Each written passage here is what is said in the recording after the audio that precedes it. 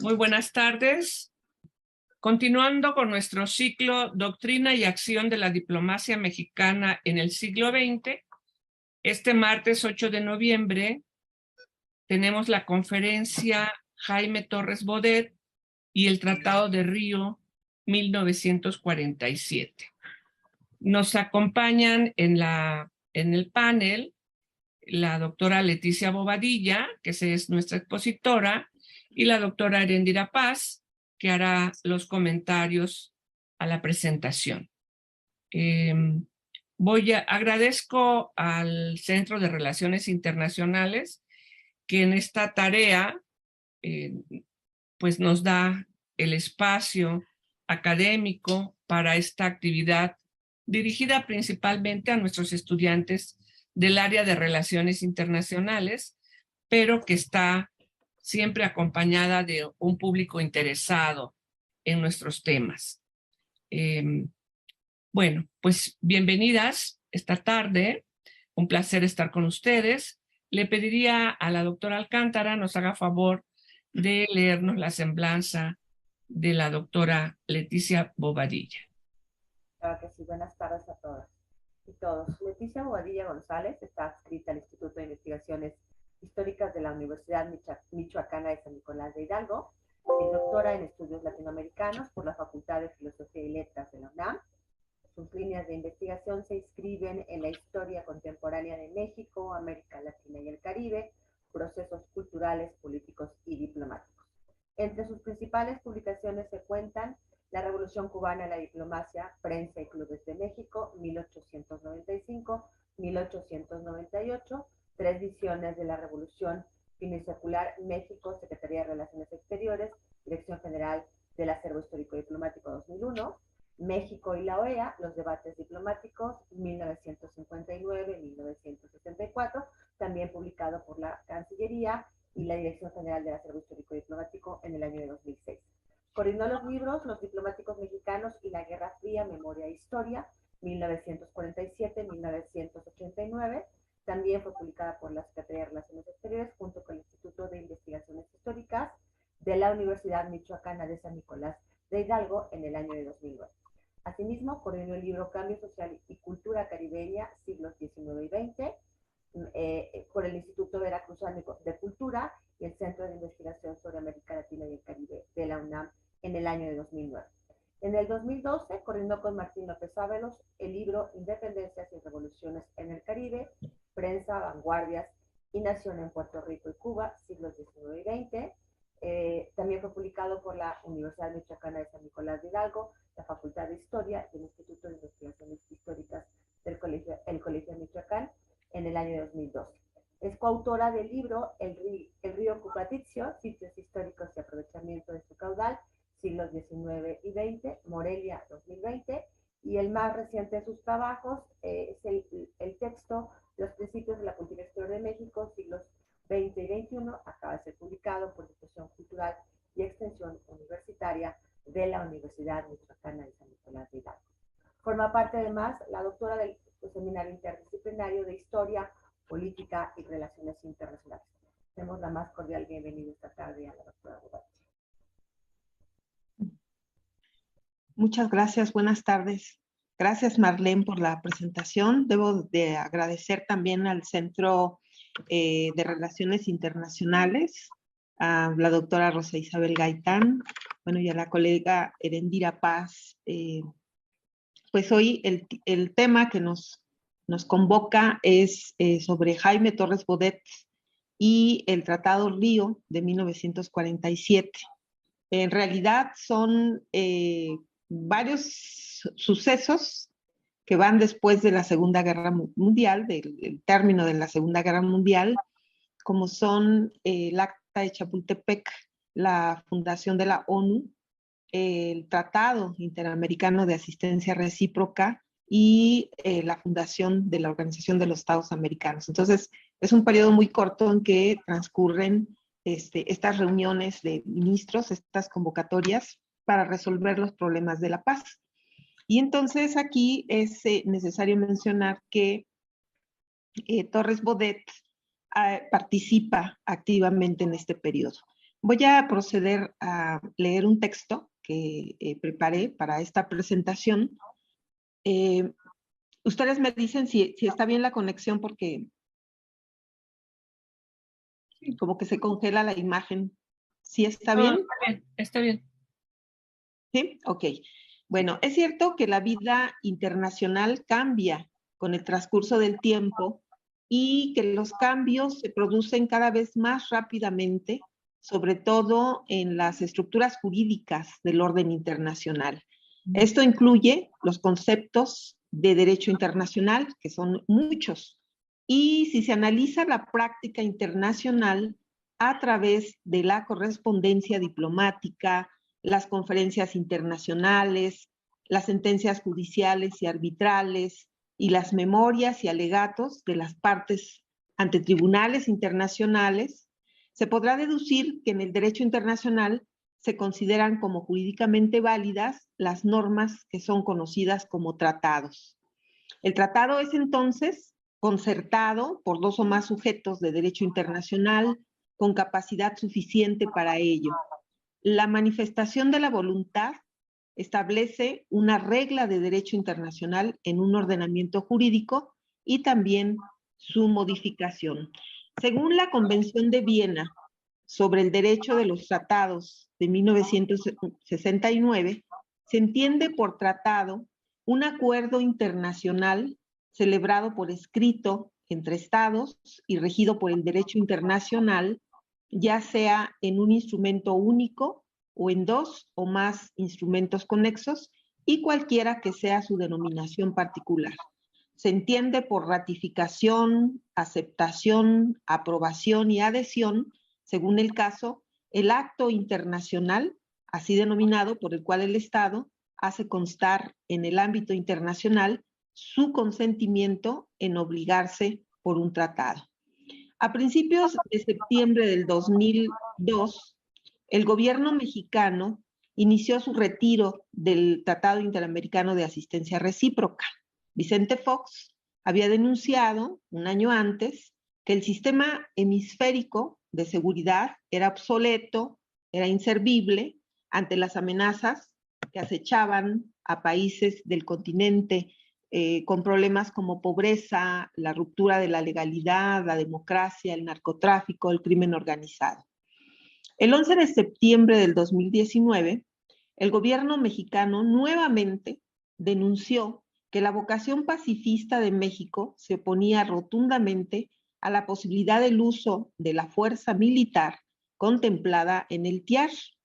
En la sesión de la OEA, la representante de México ante dicha organización, la embajadora Luz Helena Baños Rivas, expresó que nuestro país se oponía a la invocación de dicho tratado, ya que sienta un peligroso precedente para la democracia, para el derecho internacional, para la búsqueda de la paz, para la solución pacífica de controversias, para la no intervención en los asuntos de otros estados, que como ya hemos visto, son principios tradicionales de la política.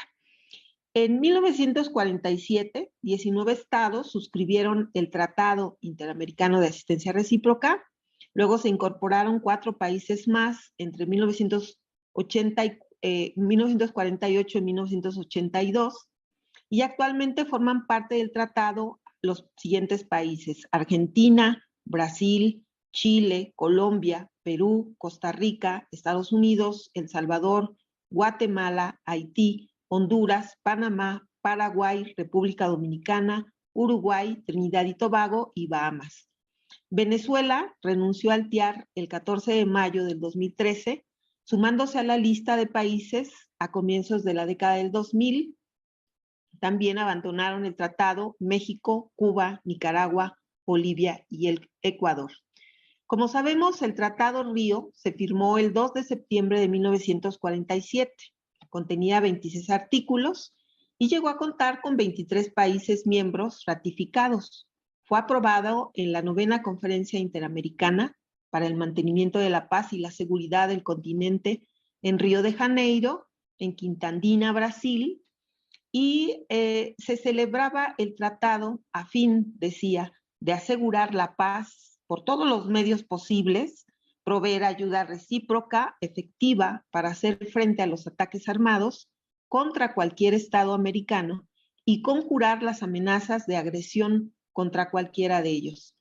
Establecía también lo siguiente, que la comunidad, decía, regional americana, afirma como verdad manifiesta que la organización jurídica es una condición necesaria para la seguridad y la paz, y que la paz se funda en la justicia y en el orden moral, y por lo tanto en el reconocimiento y la protección internacionales de los derechos y libertades de la persona humana, en el bienestar indispensable de los pueblos y en la efectividad de la democracia para la realización internacional de la justicia y de la seguridad. Dos acontecimientos anteceden a la firma de este tratado y son relevantes para comprender su naturaleza. Pues el primero de ellos es la celebración de la Conferencia Interamericana sobre Problemas de la Guerra y la Paz, celebrada en Chapultepec, en la Ciudad de México, del 21 de febrero al 8 de marzo de 1945. Se tomaron decisiones importantes respecto a la actitud de los países latinoamericanos que deberían adoptarse en la conferencia sobre el establecimiento de una organización internacional general convocada en San Francisco. En Chapultepec se decidió transmitir a la Conferencia de San Francisco los puntos de vista que habían propiciado las proposiciones de don Baden Hawks en las repúblicas americanas, entre ellos la conveniencia de resolver las controversias y cuestiones de carácter interamericano, preferentemente según métodos y sistemas interamericanos. Como resultado de esa reunión, se firmó el Acta de Chapultepec, la cual prescribía la acción colectiva y la consulta en caso de agresión. Asimismo, la resolución llamada Reorganización, Consolidación y Robustecimiento del Sistema Interamericano significó la decisión de reforzar el sistema en una organización regional integrada en la Organización Mundial. Las sucesivas conferencias de Río de Janeiro, 1947, y de Bogotá, 1948, pueden comprenderse mucho mejor con un estudio analítico de lo ocurrido en la conferencia de Chapultepec. El segundo acontecimiento, pues, fue precisamente que el funcionario del Departamento de Estado, George Kennan, usando el seudónimo de Mr. X, pues publicó un artículo titulado Las fuentes de la conducta soviética en la edición de julio de 1947 de Foreign Affairs. El artículo se centró en el llamado de Kennan a una política de contención hacia la Unión Soviética y estableció las bases de gran parte de la política exterior de la Guerra Fría de los Estados Unidos. En febrero de 1946, Kennan, mientras se desempeñaba como encargado de negocios en Moscú, escribió su famoso telegrama largo al Departamento de Estado y en la misiva condenó a los dirigentes comunistas de la Unión Soviética e instó a los Estados Unidos a resistir con fuerza la expansión rusa, alentando por amigos y colegas. Kennan refirió el telegrama en el artículo de Foreign Affairs. Bueno, entonces, el Tratado Río se aprobó cuando en Estados Unidos se puso en marcha la política de contención del comunismo anunciada por Kennan durante la presidencia de Harry Truman. Para entonces, Kennan era ya director de planificación política del Departamento de Estado y por lo tanto uno de los responsables de la estrategia internacional de Harry Truman. Al mismo tiempo, el semanario Newsweek, entonces conocido por sus credenciales anticomunistas, pues va a publicar el artículo destacado de Kennan y todo su texto como el argumento que justificaba las decisiones que se estaban tomando en la Casa Blanca contra los rusos. Tenía un tiraje de 500,000 de ejemplares e incrustó al diplomático y ese ensayo anticomunista en el vórtice del debate nacional sobre la Guerra Fría. Bueno, Antonio Gómez Robledo, un destacado diplomático mexicano, analiza el Tratado Interamericano de Asistencia Recíproca en un texto que se llama el Tratado Río, publicado en la revista Foro Internacional, y ahí da cuenta de ciertas polémicas surgidas en torno a la participación de los diplomáticos mexicanos en la firma de este tratado. Por ejemplo, habla de la polémica de Roberto Córdoba con Narciso Bassols en torno al TIAR, y en relación a la obligación o compromiso a que aludía el artículo 3 del TIAR de ayudar a enfrentar el ataque armado. Pues después de la reunión del órgano de consulta, las medidas acordadas por este órgano eran absolutamente obligatorias para todos, con excepción del empleo de la Fuerza Armada. En la etapa anterior, por el contrario, los estados disponían de un margen de opción no solo entre tal o cual medida, sino que podían incluso no aplicar ninguna, ya que el artículo 3 decía que cada una de las partes podrá determinar las medidas inmediatas que adopte individualmente, lo que quería decir que también podría no hacerlo. No había en la polémica,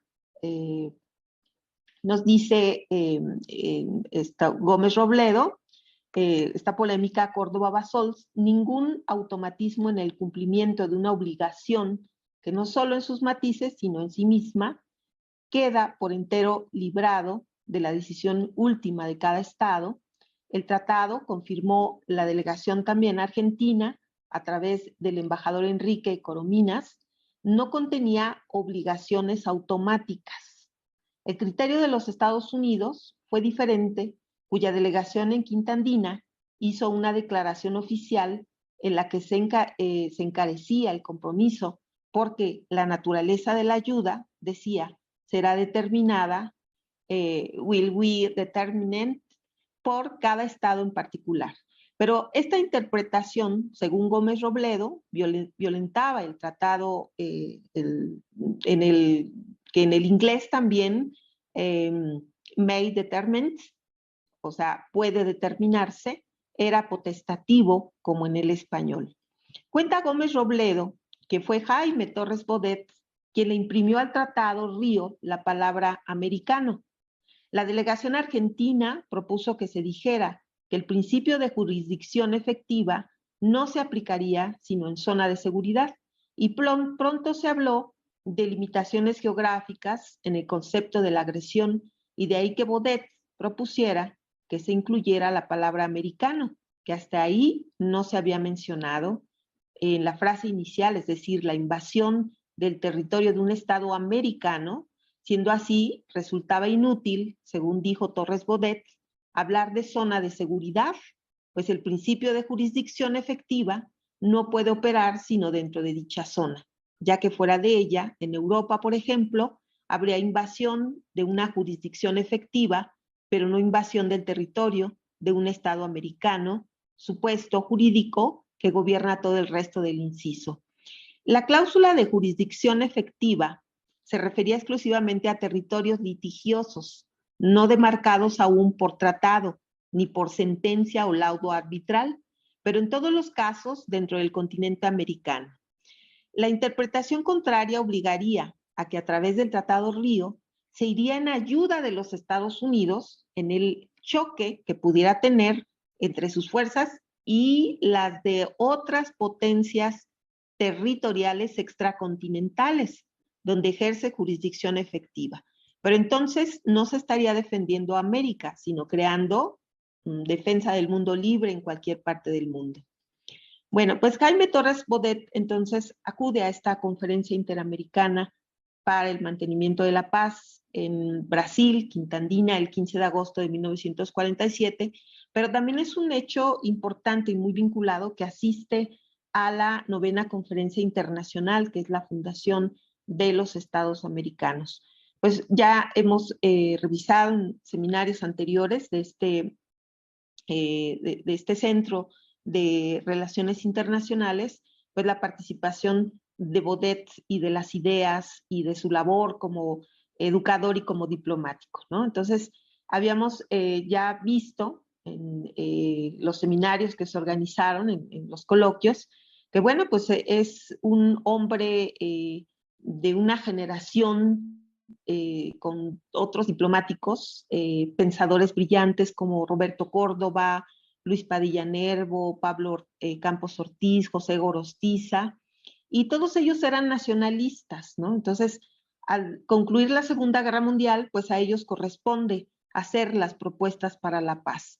Entonces, se había mencionado también en estos coloquios cómo se promovieron estos principios para fortalecer el derecho internacional y, por ejemplo, tenemos que en el discurso inaugural de la conferencia de Río de 1947, Torres Bodet va a sostener una idea muy importante que es sobre la cooperación económica en el sistema interamericano, ¿no? Mientras las diplomacias norteamericanas están promoviendo hechos militares, o sea, acordar, ¿no? Una defensa colectiva militar, bueno, pues los diplomáticos mexicanos están pensando en la cooperación económica y en otros valores.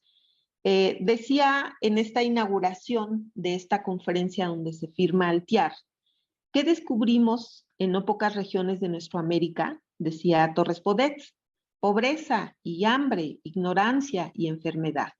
Mientras no luchemos contra esos adversarios inexorables de nuestra seguridad económica y mientras no luchemos contra ellos en la misma unidad de acción que estamos preconizando para la salvaguardia de nuestra seguridad política, podríamos decir que hemos penetrado en el corazón dramático del problema.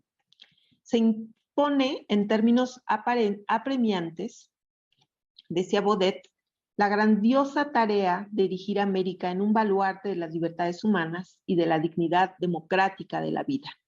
Para realizar un propósito tan insigne, México estima como uno de los más hondos anhelos del continente el de aumentar la cooperación económica de todos nuestros países, a fin de que no resulten muchos de ellos inválidos con coraza, artificialmente cubiertos de hierro en los periodos de emergencia, sino colectividades fuertes por su producción, sanas por el aprovechamiento equitativo de sus recursos y resueltas a defender en lugar de la angustia y la miseria que para tantas han sido condena injusta, el trabajo emancipador y la producción bien planeada y remunerada en que todas tienen derecho a labrar su felicidad.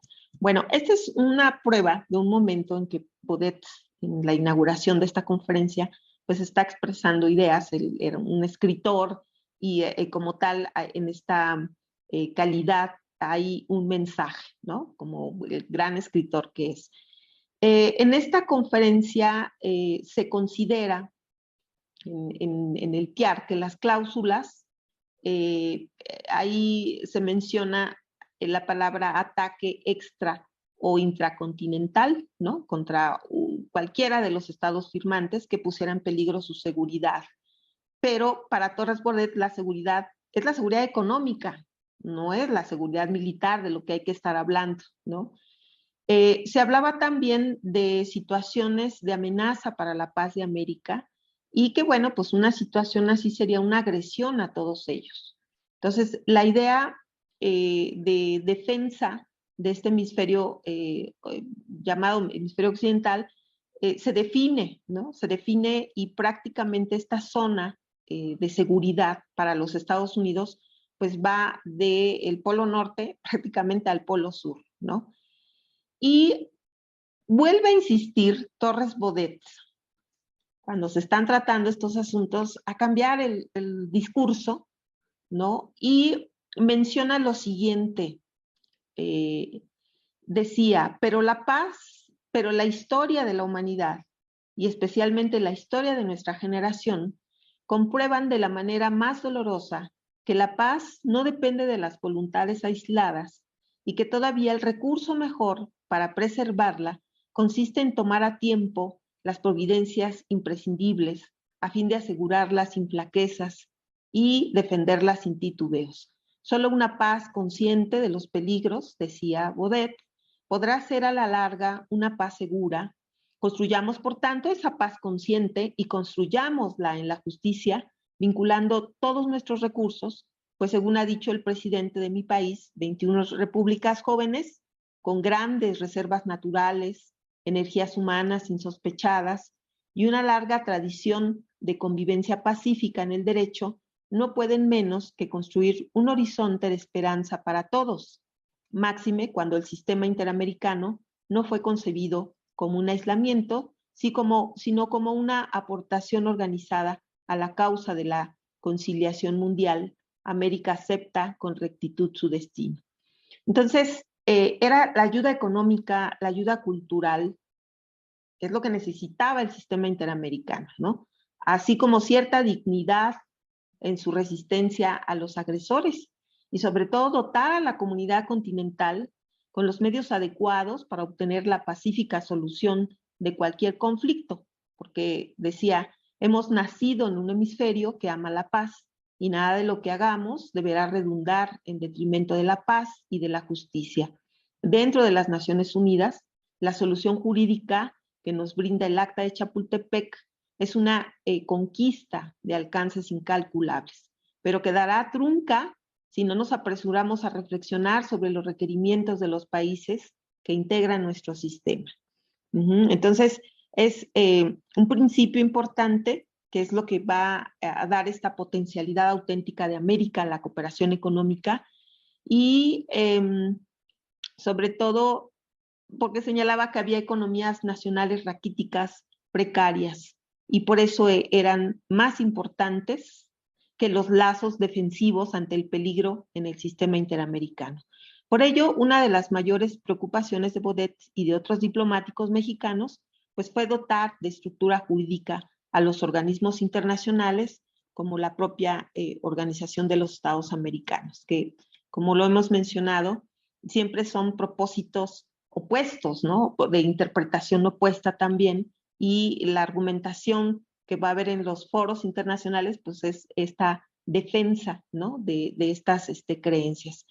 Bueno, pues los diplomáticos mexicanos van a tratar de buscar cierto equilibrio en las relaciones desiguales, sobre todo mediante un marco jurídico que va a regir estas relaciones de una potencia y de 20 repúblicas, pero resultó pues algo complicado, ¿no? Porque aquí estamos hablando de los discursos, y son discursos bien dichos, son discursos que están dotando de valores, de elementos que llaman a la unidad también.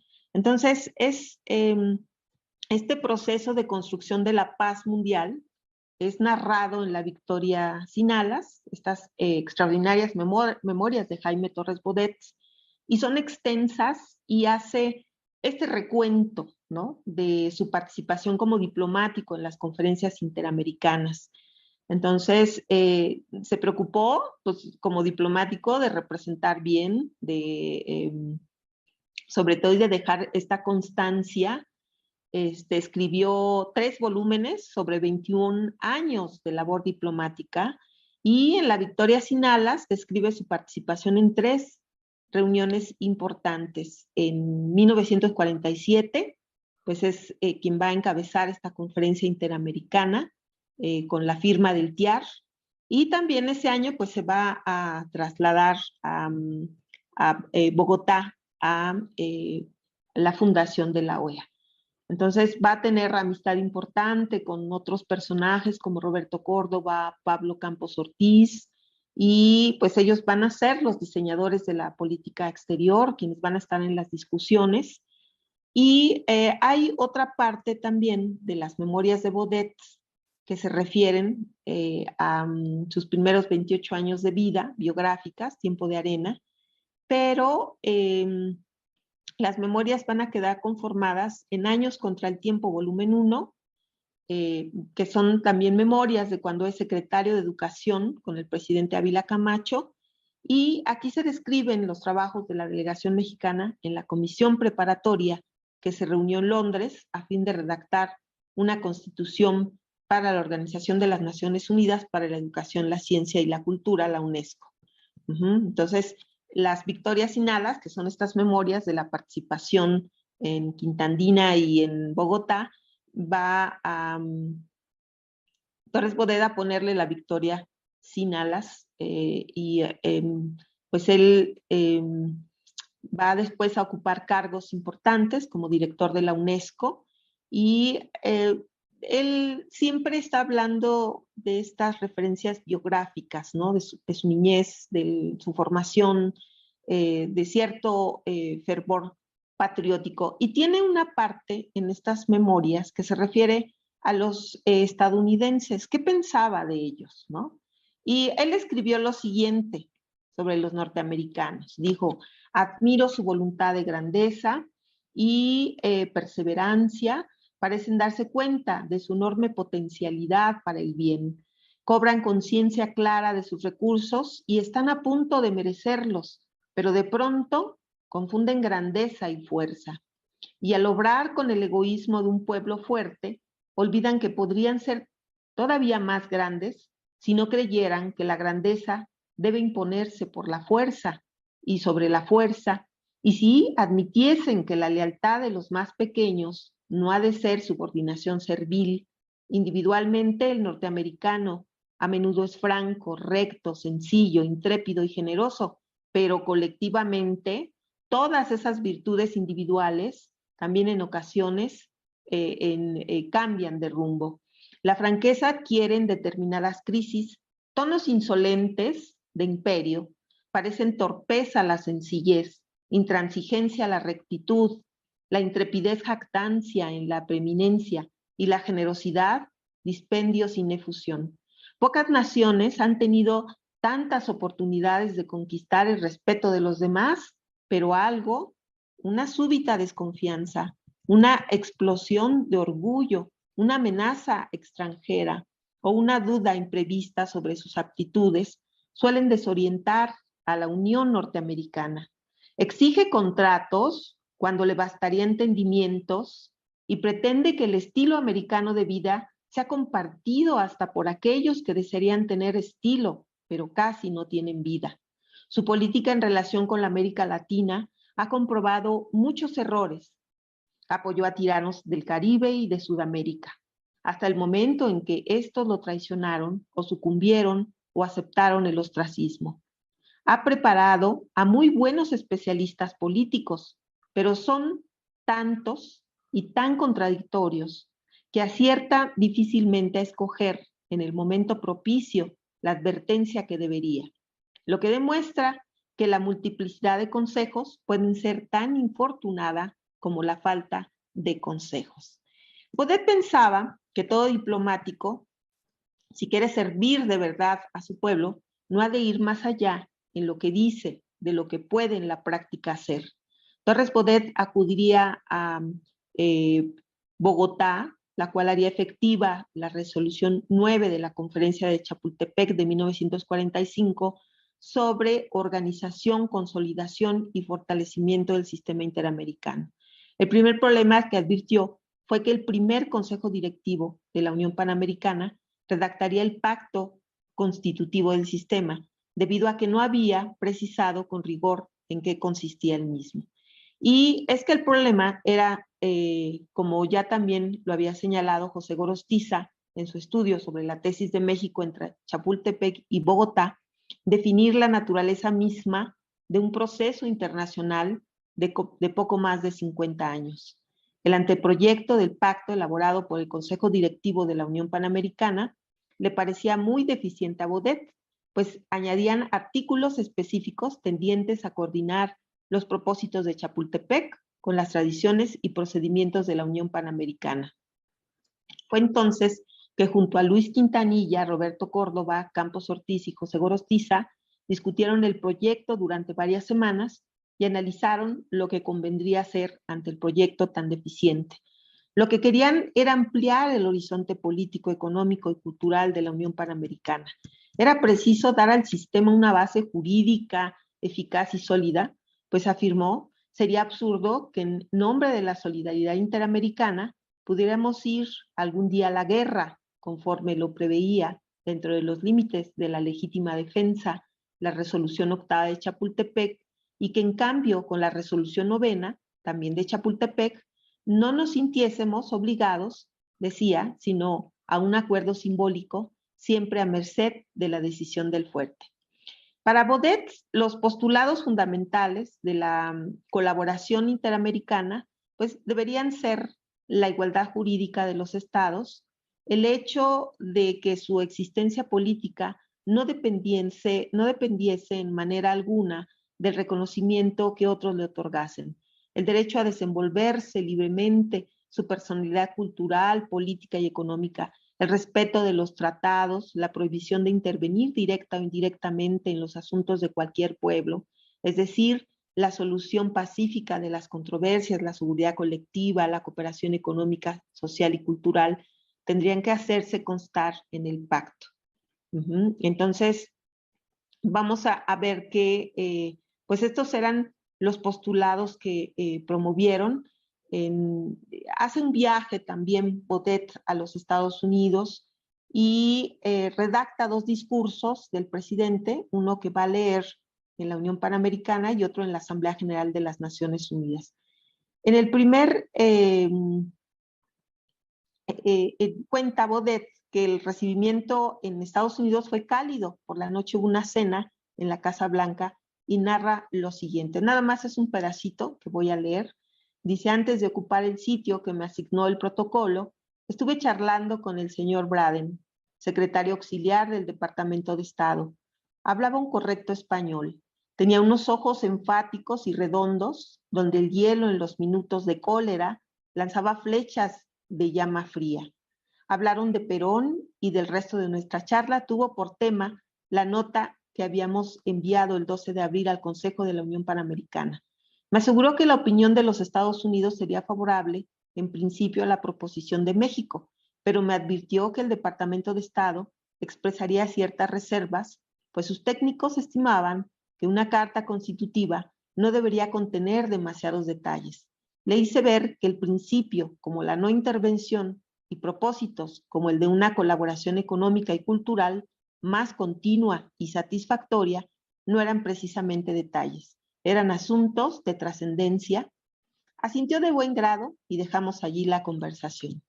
Bueno, eso son un poco las memorias que va contando y sobre los preparativos de la reunión interamericana, Baudet también dijo lo siguiente: nos reunimos por las noches en una de las salas anexas al gran salón de recepciones de la Secretaría, frente a los bustos de algunos de mis predecesores más distinguidos. Allí, sesión tras sesión, fuimos organizando la distribución de los trabajos que corresponderían a cada grupo. Por lo que atañe a la redacción del pacto constitutivo, designé a José Gorostiza, a Luis Quintanilla y a Pablo Campos Ortiz para defender nuestra tesis acerca del convenio de colaboración económica. Los más indicados eran Antonio Carrillo Flores, Eduardo Villaseñor, Gilberto Loyo, Manuel Sánchez Cuen y Jesús Rodríguez y Rodríguez. A fin de presentar los puntos de vista de México sobre un posible tratado de soluciones pacíficas, pensé en Ernesto Enríquez, en César Sepúlveda, en Francisco Ursúa.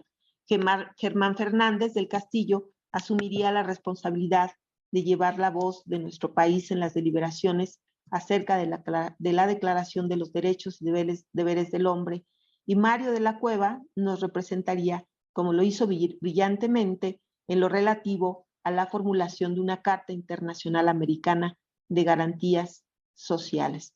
Bueno, viene aquí también una narrativa sobre los días de Quintandina, los preparativos, como vemos, pues son muchos nombres, es todo un equipo, y pues así enfrentaron estas reuniones, mientras las delegaciones norteamericanas están hablando de un pacto militar, pues Baudet habla, sí, de un pacto económico, cultural, de ayuda y de principios, ¿no? De respeto a los principios.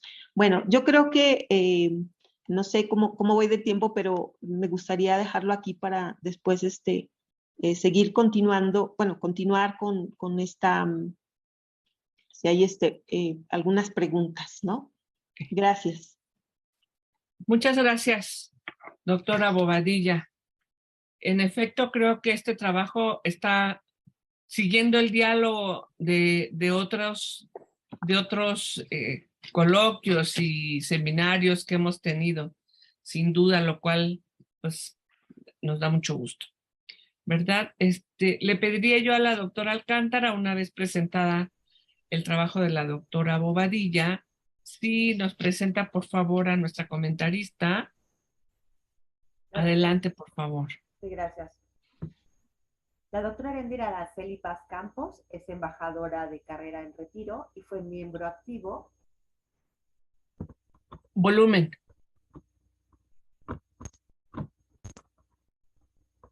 ¿Se escucha? Muy lejano. ¿Se escucha mejor? No mucho ¿No? mejor. No. ¿Será una cuestión de volumen, Marlene?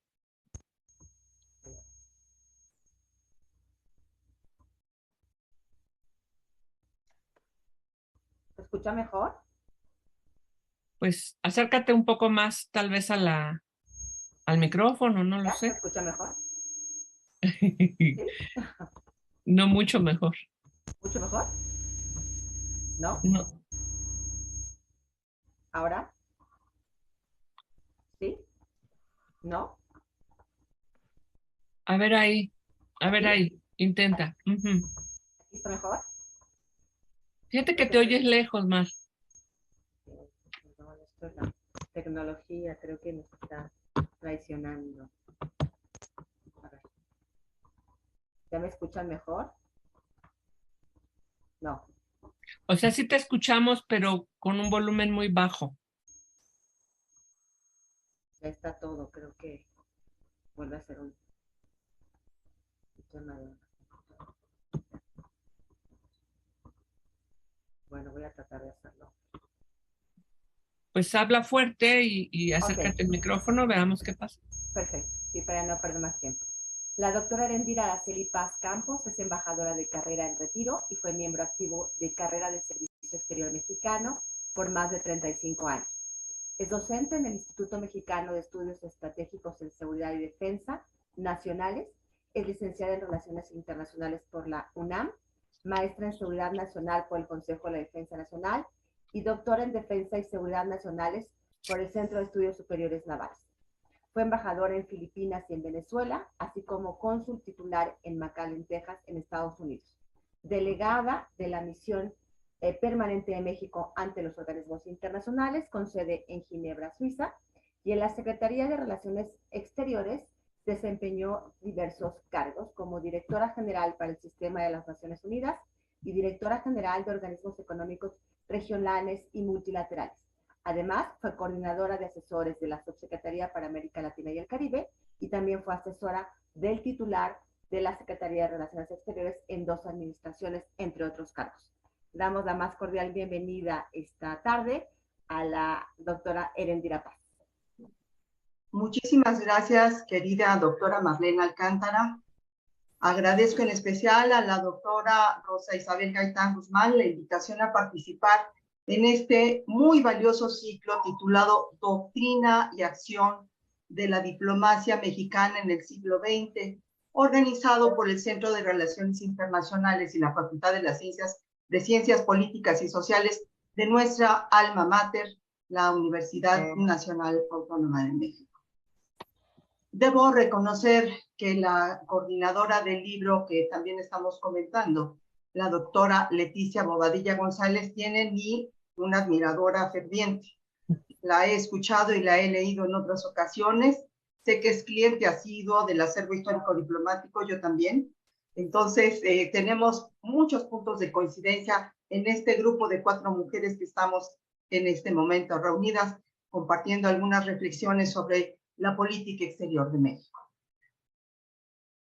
Considero que el compromiso de la doctora Bobadilla con la investigación científica para recordarnos y traer a la luz las acciones de los hombres y mujeres que contribuyeron a la construcción del prestigio de México en el ámbito internacional y con ello a construir al Estado mexicano es una tarea colectiva a la que todos tenemos que aportar, no para vivir de glorias pasadas, sino para asumir y ejercer el compromiso de avanzar sobre esas bases sólidas en beneficio de nuestra sociedad.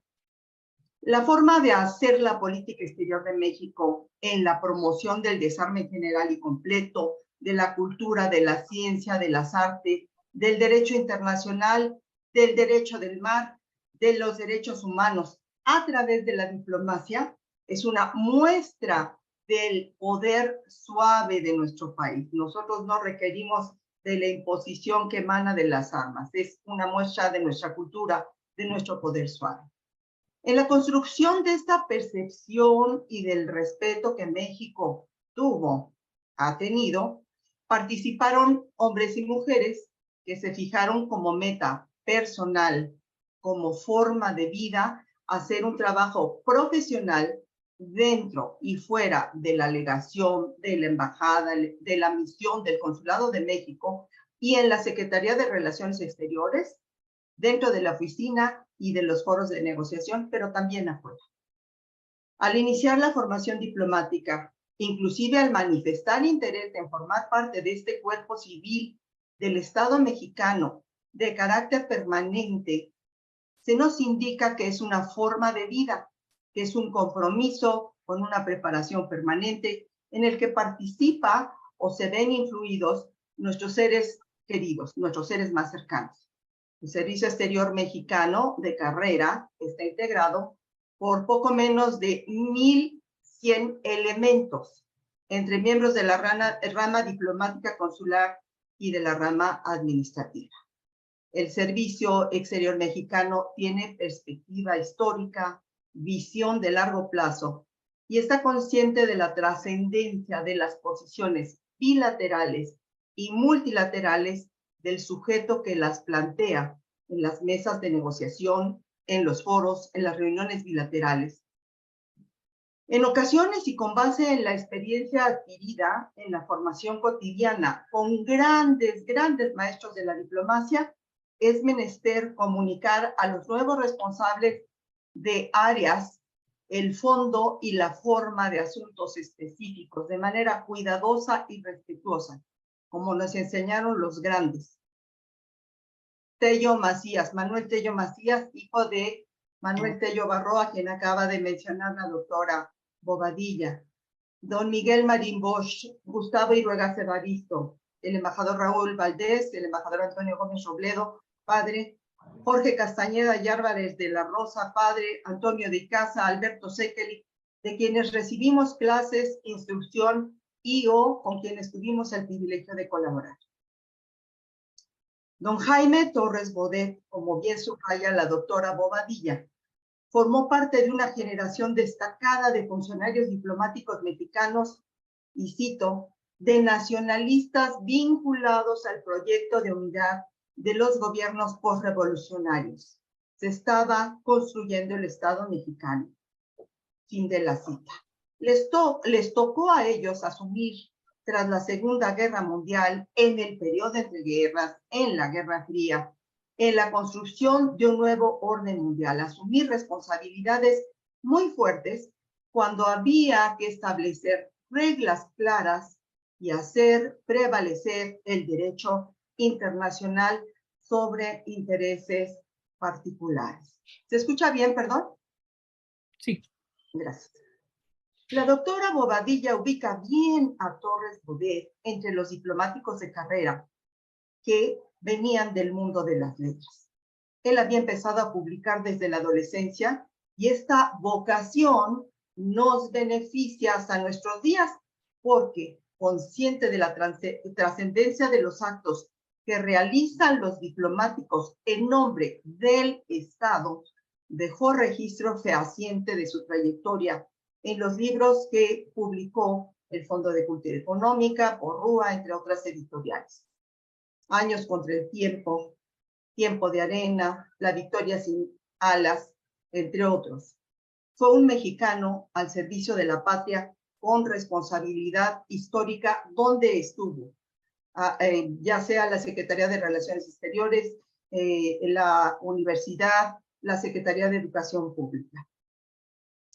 El capítulo que escribió Leticia Bobadilla, titulado justamente como uno de los libros de Torres Bodet, La victoria sin alas, en él la doctora destaca la trayectoria de Torres Bodet desde su ingreso al Servicio Exterior Mexicano como tercer secretario, como entran todos los diplomáticos de carrera, desde jóvenes en el segundo decenio de la vida, o tercero, si se quiere, en los años 20.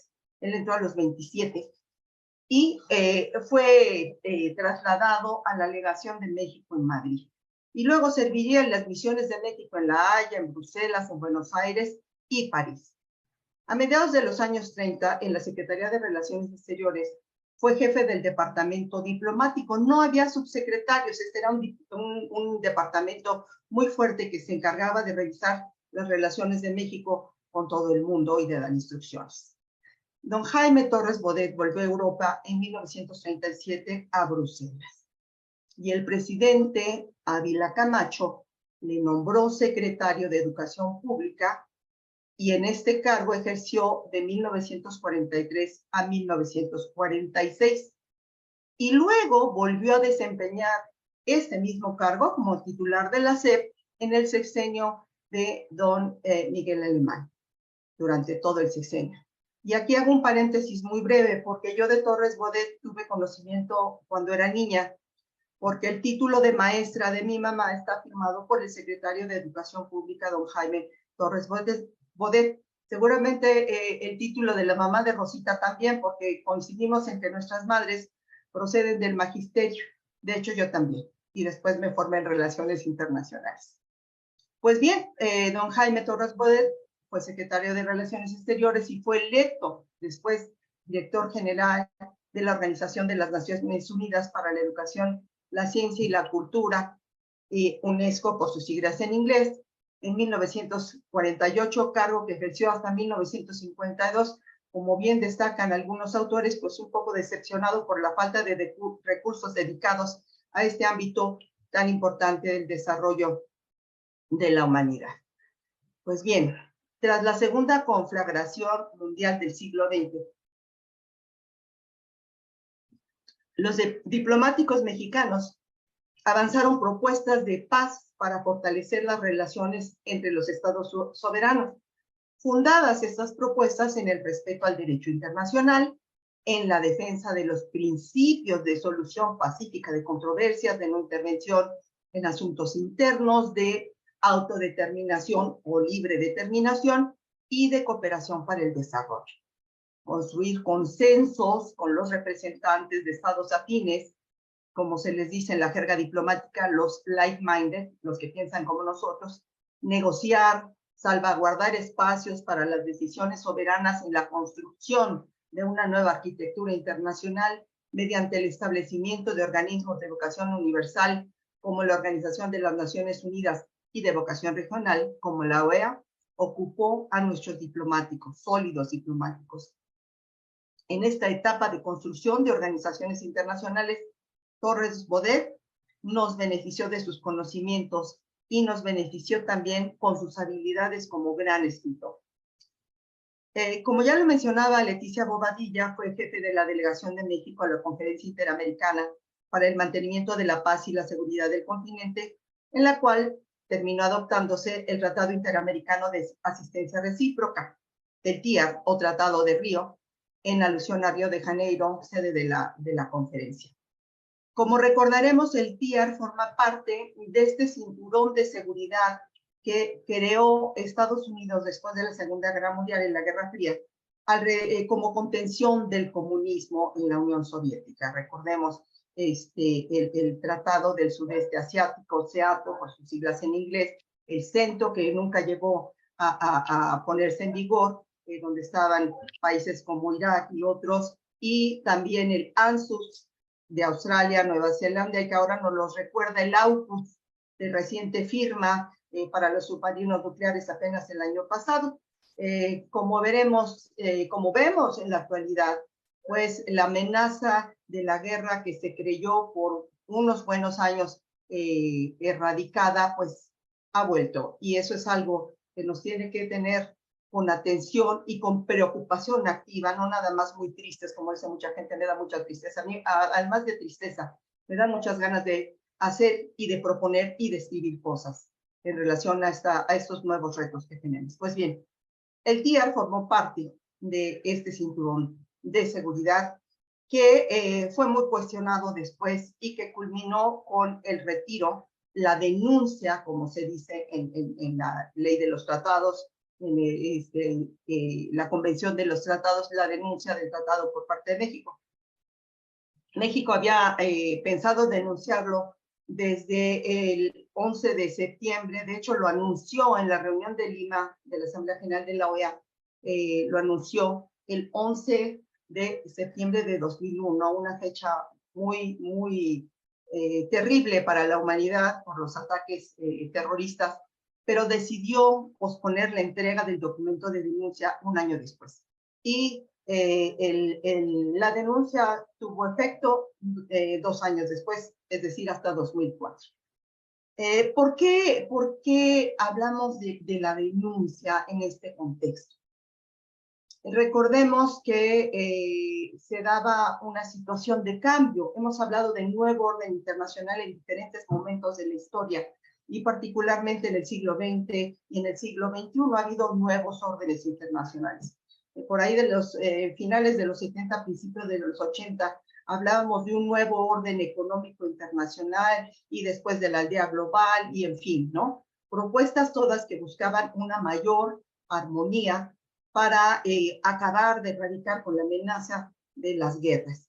Y bueno, hoy nuevamente estamos amenazados y es cuando nos obligamos, como estos grandes responsables de la diplomacia mexicana, a actuar y a repensar las cosas. No solamente asumir los documentos que recibimos, sino analizarlos a profundidad, a analizarlos con visión histórica. ¿Por qué es importante mantener la memoria? Pues porque nos enseña el mantener la memoria a distinguir de dónde venimos, quiénes somos, cómo se fueron construyendo las bases de un Estado mexicano que actualmente constituye una de las 15 economías más grandes del mundo, uno de los 17 países megadiversos, somos el cuarto. Tenemos fortalezas en muchos aspectos y tenemos defectos en muchos otros, que es obligación nuestra, de ustedes estudiantes, de los profesores, de los funcionarios públicos, de las amas de casa, de los niños, pensar y repensar este mundo en el cual estamos participando de manera no solamente solidaria y respetuosa, sino con un alto sentido de responsabilidad. Eso hicieron los diplomáticos que citaba la doctora Bobadilla, Gorostiza, Gómez Robledo, Campos, Tello, Barró. Eso hicieron. Y no solamente aceptaban los documentos cual venían y pues firman. No, te proponemos uno mejor. ¿Qué te parece?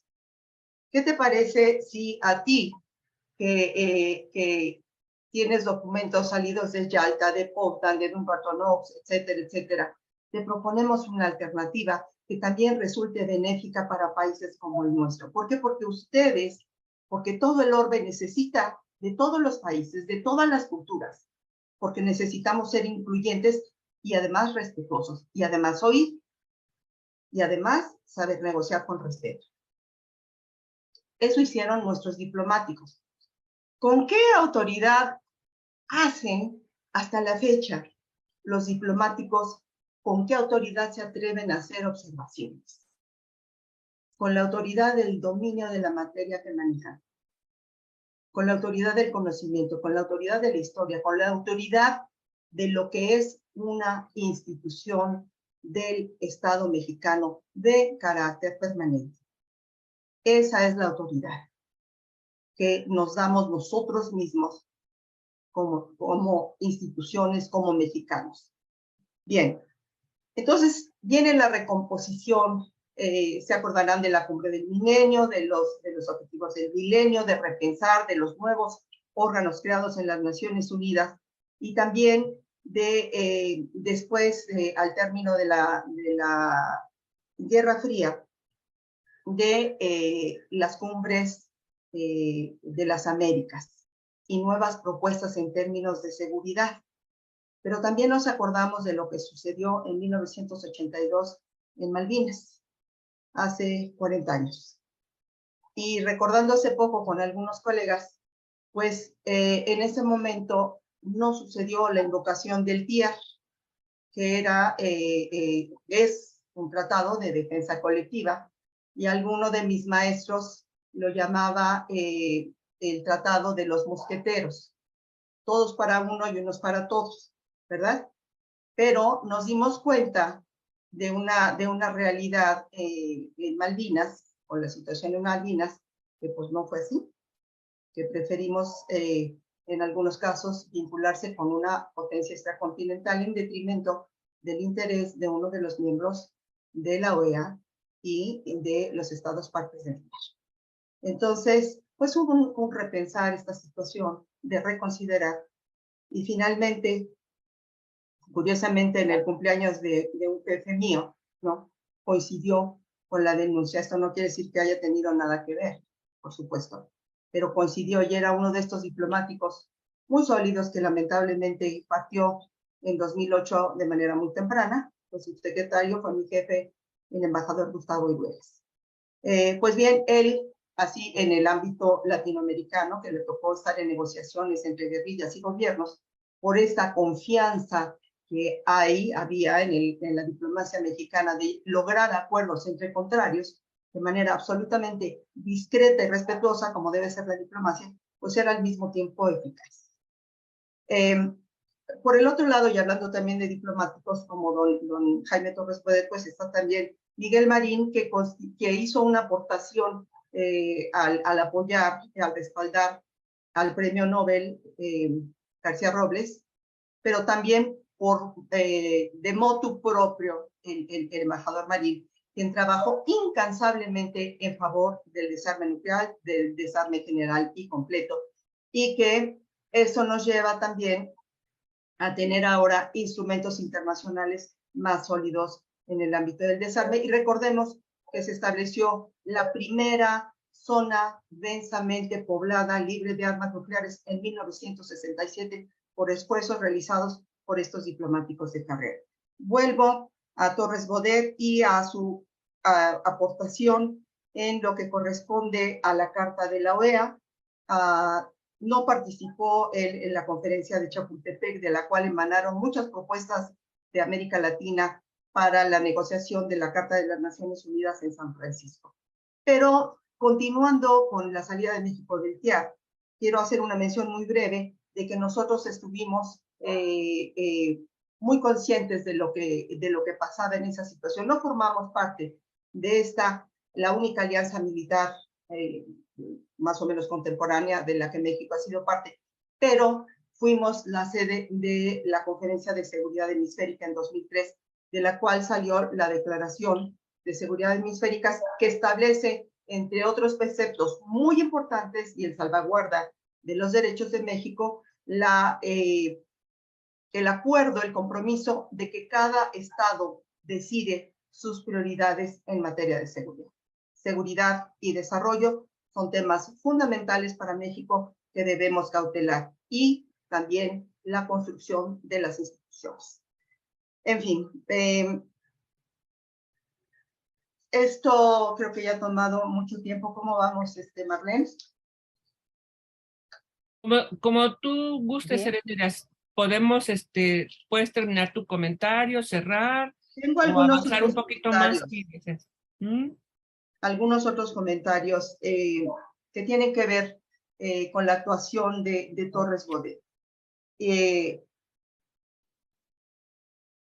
La doctora Bobadilla nos recuerda algunos rasgos de personalidad de Torres Bodet. Un hombre de su tiempo, un hombre comprometido con la construcción del Estado mexicano, una personalidad al mismo tiempo muy modesta por lo que escribió. Y recuerdo aquí la selección de citas de la doctora Bobadilla de La Victoria sin alas y de la referencia al Eclesiastés, al cual recurría Torres Bodet cuando se encontraba en situación de angustia, que no es difícil, ¿no? En los lugares donde tenemos a veces que servir y donde pues hay que echar mano de fortalezas más allá de los conocimientos y más allá de las instrucciones. No en contra de las instrucciones, sino son otro tipo de fortalezas morales. La sensibilidad de la autora, de la doctora Bobadilla, corresponde a la del diplomático estudiado al destacar una reflexión de Torres Bodet en relación a Estados Unidos, donde señala, ella ya lo dijo de manera más abundante, pero quisiera nada más destacar eso, comillas, difícilmente se hubiera atrevido a publicar cuando trabajaba como funcionario. Entonces, aquí recuerdo que el sigilo diplomático es fundamental para mantener la confianza de aquellos representantes de otros estados que nos confían sus asuntos para lograr acuerdos y consensos. A veces algunas personas que tienen un poquito de menos cuidado en esto, pues hablan de más y publican cosas que no debe hacerse, porque como sucede a veces en los juicios, ¿no? Esto interfiere en el curso de los acontecimientos y no se logran las cosas por adelantar vísperas. En fin, esta responsabilidad él la reconocía. Y también esta cita de amistad no es alianza, ni unidad es uniformidad, ¿no? Es absolutamente valiosa y es necesario tenerla en cuenta. En el Servicio Exterior Mexicano de Carrera, como señalaba, existe el sigilo profesional y por ley, la ley que nos rige a los menos de 1,100 miembros que formamos, y inclusive los que estamos ya en retiro, la ley nos obliga a mantener la confidencialidad porque abordamos asuntos del Estado, aún en retiro. Y a los que son temporales tienen la misma obligación que nosotros de mantener la discrecionalidad, la confidencialidad, porque de eso dependen muchas veces la capacidad de negociación. Bobadilla destaca la reflexión de Torres Bodet. Comillas, el responsable de nuestra Cancillería debe medir con realismo hasta qué punto lo apoya efectivamente el país en lo que parece más exigible. La arrogancia grata a las multitudes, y si quiere servir de verdad a su pueblo, no ha de ir más allá en lo que dice de lo que puede en la práctica hacer. Estimo que esta afirmación de Torres Bodet muestra la estatura de este hombre de Estado. La doctora Gaitán, que ha sido mi mentora, amiga, profesora por 3 décadas, más o menos, Rosita, 80s, en casi 4 décadas, o creo que por ahí vamos. Desde hace al menos 3 decenios y medio publica su obra sobre la relación histórica de México y Estados Unidos, en la cual pone atención particular la doctora Bobadilla en los años de Torres Bodet como canciller. Y sobre la política exterior mexicana publica Rosita, y su más reciente obra, libro, es su tesis doctoral sobre Venustiano Carranza. Rosa nos recuerda que la construcción de México está en relación con los vínculos que hemos desarrollado con nuestros vecinos, con Estados Unidos, que se dio como misión histórica los propios Estados Unidos, y por la providencia divina, como escribieron los autores del Federalista a finales del siglo XVIII, de ser una nación ejemplar cuyo poderío e ideario creciera en el espacio y en el tiempo. Entonces México, al ser el vecino del sur de Estados Unidos, con cultura distinta a la cultura del otro vecino grande terrestre de Estados Unidos, pues es la frontera de la América Latina, el mundo desarrollado de la potencia mundial, y esto pues le ha dado una significación muy particular a la relación bilateral entre México y Estados Unidos, que ha sido estudiada en múltiples latitudes con atención particular, cómo estos mexicanos pueden tener una relación de respeto, una relación provechosa, una relación de desarrollo con Estados Unidos y una relación que genera muchos ritos y seguirse comunicando. Yo recuerdo aquí, por ejemplo, que en la reunión del presidente Salinas de Gortari y de George Bush padre, se acordó compartimentalizar la relación, es decir, que lo que ocurre, por ejemplo, en el caso de el control de drogas, pues no contamine lo que está ocurriendo en la negociación del Tratado de Libre Comercio o en otros aspectos muy importantes. Y hemos tratado de construir una relación muy respetuosa a través de diferentes mecanismos. cuestión que traigo a colación porque lo tomó muy en cuenta Torres Bodet. Recordemos que esta reunión, esta invitación que el presidente Truman hizo al presidente alemán y que fue sumamente exitosa. Y recordemos esta conversación que nos traía a colación la doctora Bobadilla de cómo se negoció la posición para la Carta de la OEA en la Cena de Estado. Es así, ¿verdad, doctora Bobadilla? Entonces, la relación humana entre diplomáticos que saben los códigos, ¿no? El jus gentium y el protocolo, la conducta que debe prevalecer, facilita mucho los acuerdos y los arreglos. Esto lo entendió muy bien Jaime Torres Bodet, que desde muy joven se formó en esas lides, de lo cual México se sigue beneficiando. Es una relación única entre nosotros y la mayor potencia mundial que se rehace día con día y que inclusive ha habido diferentes propuestas de análisis de la política exterior de México y de la política que llega inclusive a generar nuevos términos como el intermestics, ¿no? Esto de las relaciones internacionales domésticas, ¿no? Que hay asuntos que se tratan pues in situ y que no trascienden, no llegan a Washington, no llegan a la Ciudad de México y que se resuelven atinadamente por quienes saben conducir ese tipo de relaciones y de negociaciones. Y aquí también, pues rindo homenaje a mis colegas, los cónsules de frontera, que viven momentos muy, muy complicados y que logran hacer, pues, grandes acuerdos. Esto siempre con la dirección de Cancillería y, por supuesto, del presidente en turno de México. Como secretario de Educación Pública, o sea, no puedo dejar de mencionar a Torres Bodet como secretario de Educación Pública, cargo que ocupó 2 veces, ¿no? Dejó también él ahí, en México, una impronta imborrable, con un alto sentido de responsabilidad histórica.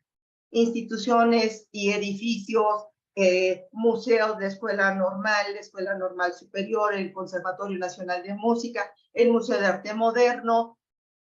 En muy poco tiempo lo logró el impulso de Torres Bodet. ¿Cuál era, sin haberlo conocido personalmente, yo creo, la capacidad de Torres Bodet? Una empatía enorme para poder comunicarse, para poder transmitir y lograr los acuerdos necesarios, los recursos que son tan escasos siempre, ¿no? Para hacer lo que hizo. La capacidad negociadora para convencer de que eran decisiones de largo plazo. La comisión de los libros de texto gratuitos, por ejemplo. Nosotros nos beneficiamos, todos nosotros, de los libros de texto gratuito, hayamos estado en escuelas públicas o privadas o donde sea, ahí están, son una base fundamental. Los desayunos escolares. Pues el hombre tenía un compromiso con su país enorme y sabía la trascendencia de ello.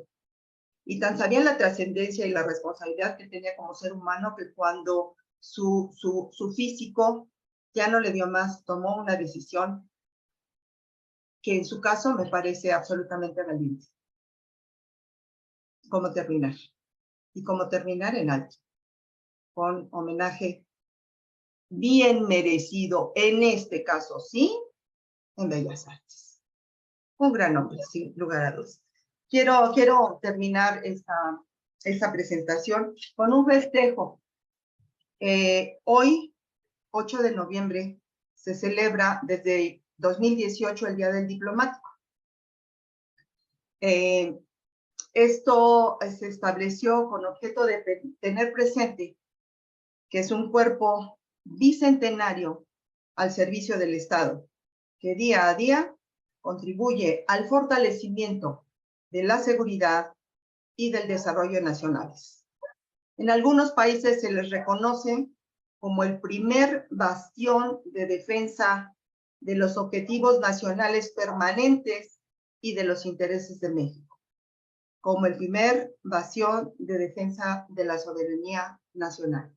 Muchas gracias por permitirme participar con ustedes. Gracias.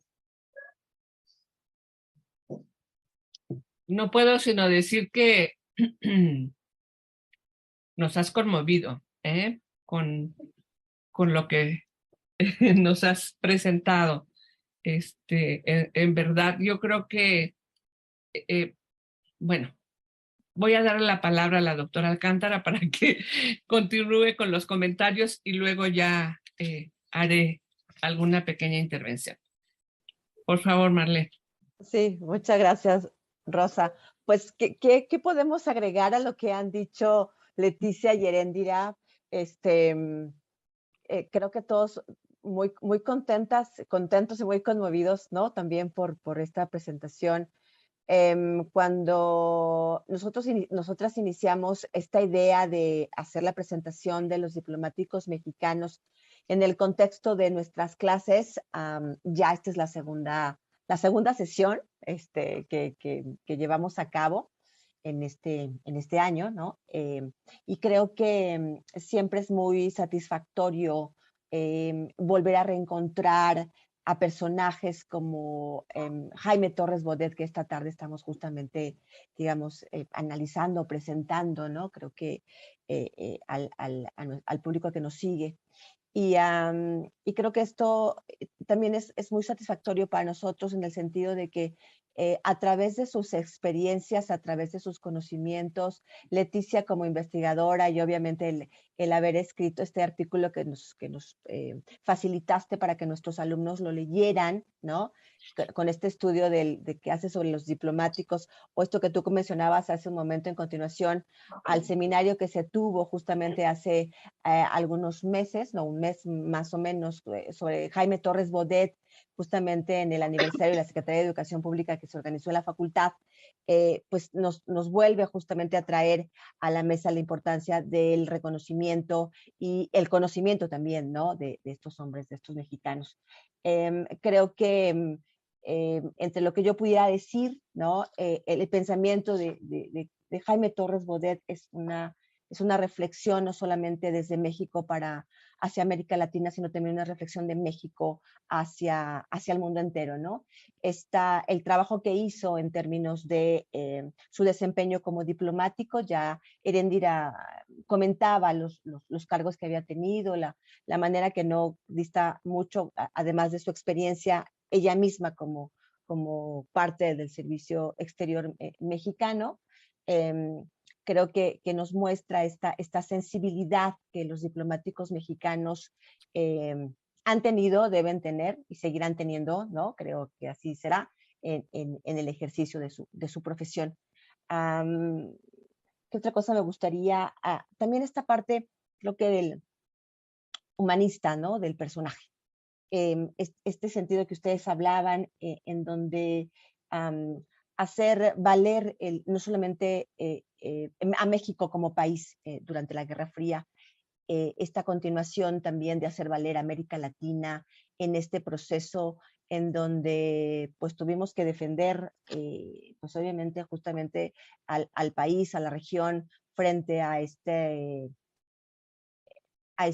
Estados Unidos o a las potencias de la época, ¿no? Defendiendo justamente lo que nosotros pensábamos que eran nuestros valores en términos de la defensa de nuestros principios en materia de política exterior.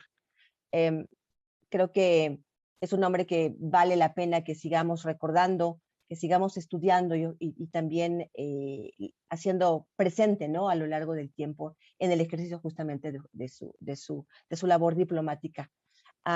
Muy contenta de haberlas tenido esta tarde con nosotros y justamente de que también nos hicieran, ¿no? Sus presentaciones desde no solamente la academia, sino también en el ejercicio, Heréndira, ¿no? de tu profesión, ¿no?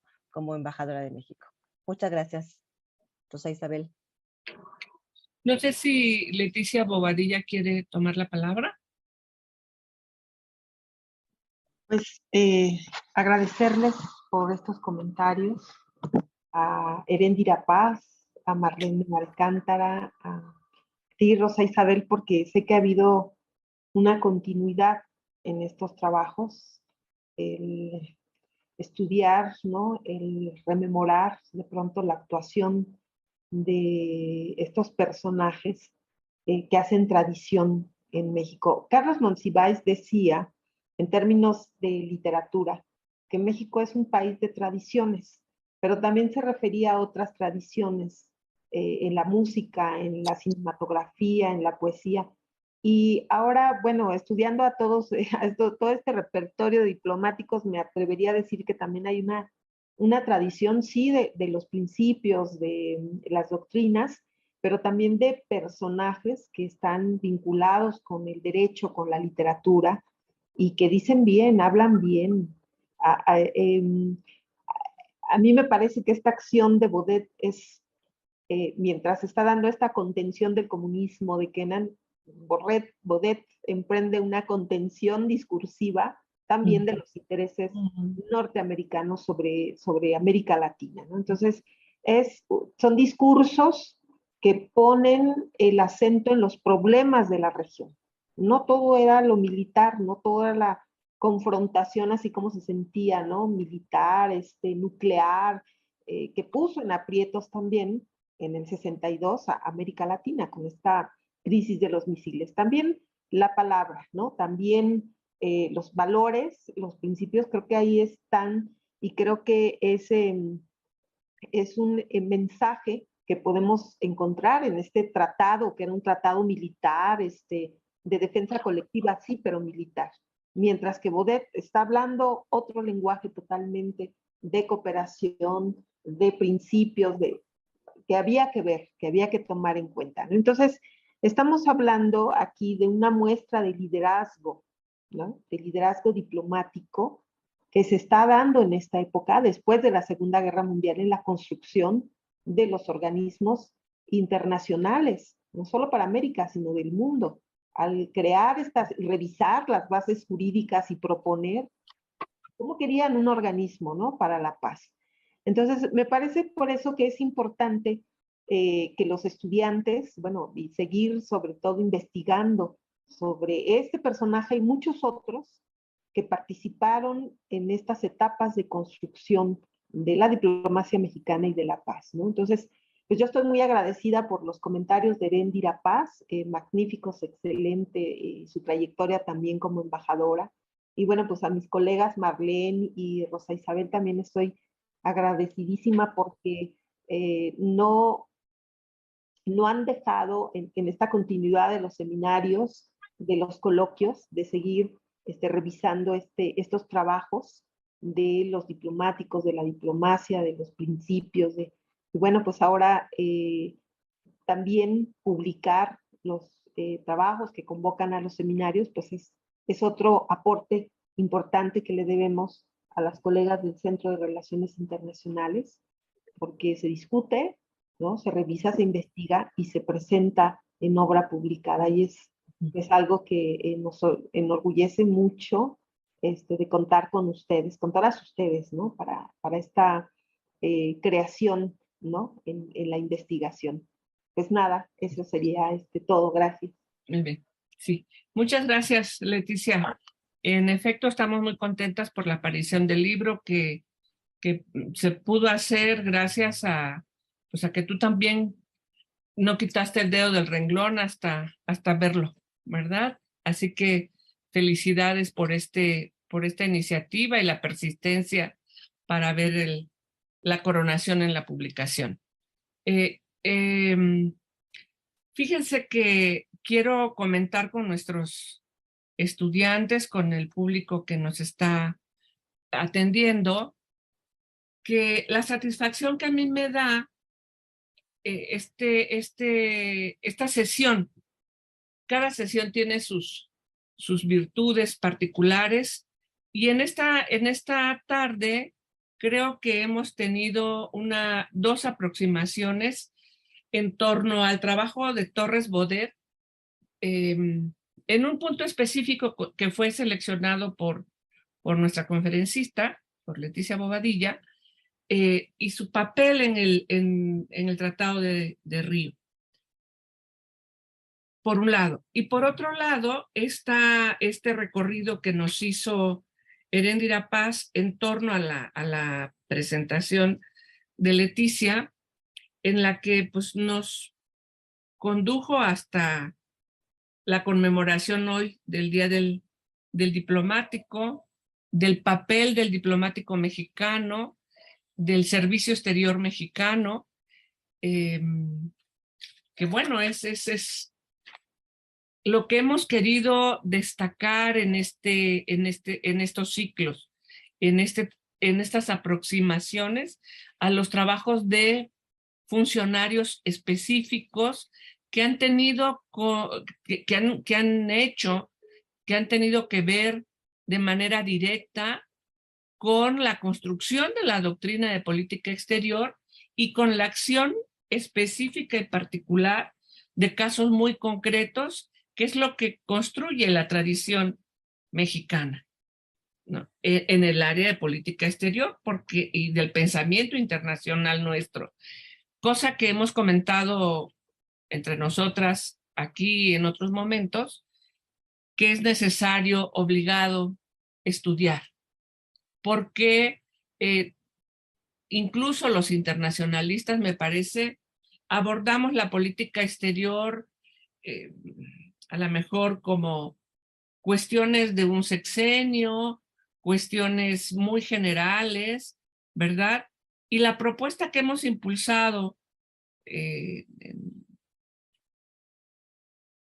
nuestro trabajo académico y de investigación, justamente va en el sentido que aquí presentamos. Ver a la política exterior como una expresión y una construcción del quehacer nacional, que tiene que ver con la formación de cuadros a los que aspiran muchos de nuestros estudiantes, algunos seguramente no, pero muchos sí. Entonces, creo que el que les ofrezcamos este tipo de presentaciones está dirigido justamente a que tengan este abordaje de la política exterior, revisen lo que han escrito de puño y letra, ¿verdad? Nuestros artífices, como diría algún autor, de nuestra política exterior. Y en ese sentido es donde queremos abonar. ¿Hay por ahí alguna inquietud por saber si, si sabemos cuál fue la posición de Torres Bodet sobre Cuba, sobre el bloqueo a Cuba, sobre pues sí, la revolución, la época del conflicto de los misiles? Yo no he leído nada al respecto.